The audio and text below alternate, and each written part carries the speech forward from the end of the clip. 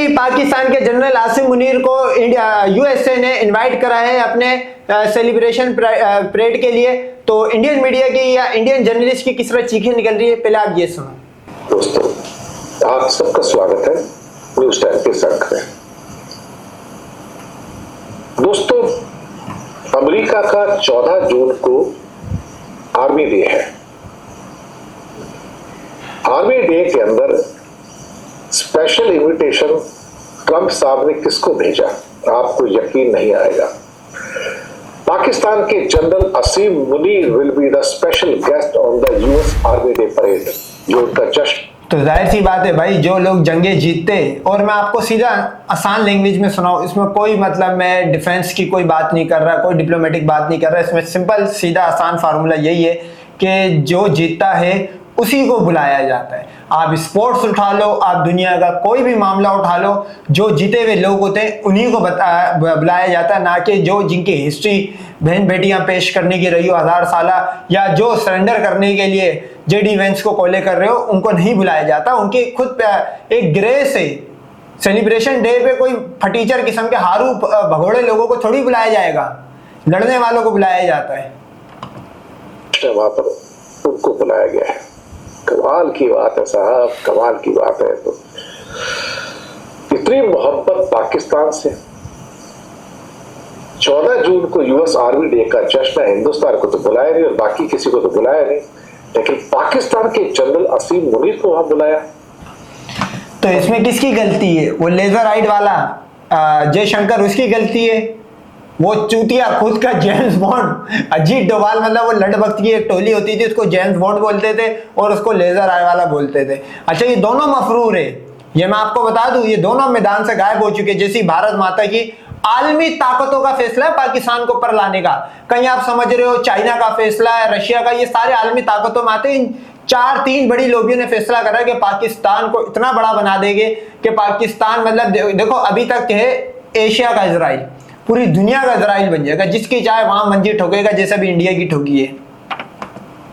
और वो ऑलमोस्ट पहुंच भी गए ना, आपको बताऊं।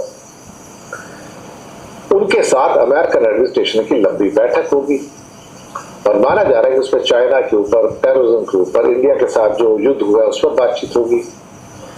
और हो सकता है कि उस बातचीत में कोई पाकिस्तान के ऊपर प्रेशर भी डाला जाए, हो सकता है, पक्का नहीं कह सकते।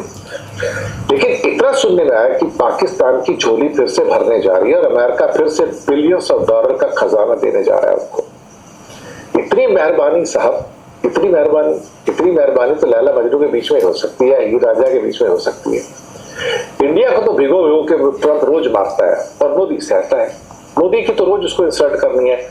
मोदी को तो ऐसे ट्रीट कर रहा है जैसे कोई उसका पर्सनल घर का नौकर होता है ना। जैसे रामू चाय लेके आया, रामू मेरे कपड़े धो दे, रामू झाड़ू मार।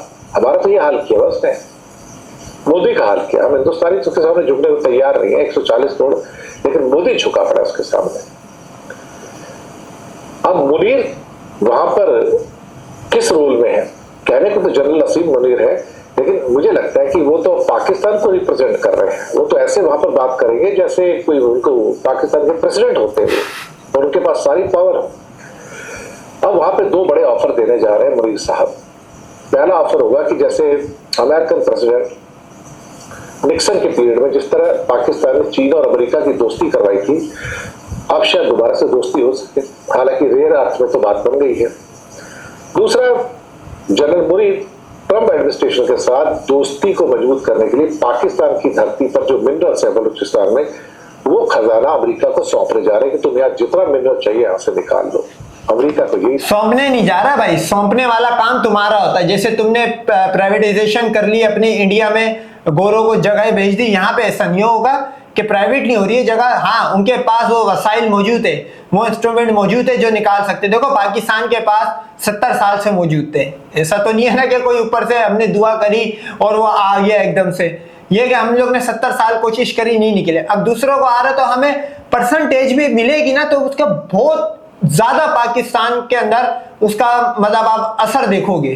तो सही है, डील करिए। देखो सऊदी अरब में जो तेल निकला है, सऊदी अरब ने खुद, अरबों ने थोड़ी ना खुद निकाला है, तो यूएस से आया, फिर उसने अरामको बना, उसके बाद वो मतलब दिखता सऊदी अरब का, लेकिन अरामको आपको भी पता है मतलब उसको हैंडल बेसिकली यूएसए करता है। तो इसी तरह का यहाँ पे भी कहानी होगी। अच्छी बात है, इसमें हमारा फायदा है। तुम्हारे अब मसला ये ना कि इंडिया की जो जमीन है ना, इसमें सोना ना चांदी ना ऑयल ना कुछ, सिर्फ गाय का मूत और गोबर है। इन्होंने जिंदगी भर गोबर कर है रोडों पे, वो ही निकलेगा। तो ये इनकी जलन है, ये जो हिंदू इंडियन है इनकी जलन मौजूद है कि यहाँ पे इन्वेस्टमेंट आ रही है और इनको खड़े एल पे धोखा दिया। असल में मसला ये कि इनको यूएसए ने भी धोखा दे दिया, और धोखा भी नहीं, इनको साइड कर दिया। देखो पपेट जो ये इस तरह के जो होते ये टुच्चे, इनको यूज करके फेंक दिया जाता है। इंडिया बेसिकली एक टिश्यू पेपर या रखेल टाइप की एक स्टेट है। रशिया का काम निकला, उसने भी बोला चल साइड को। चाइना और पाकिस्तान तो थे ही इसको फ्री में पेलने के लिए, तो अब इनको हमारे हाथों मरने छोड़ दिया इंडिया को। और कोई हिंदू स्टेट भी नहीं है, कोई हिंदू कंट्रीज भी नहीं है कि जो इसको पीछे से थोड़ा बहुत रेस्क्यू करे। तो चाहिए था।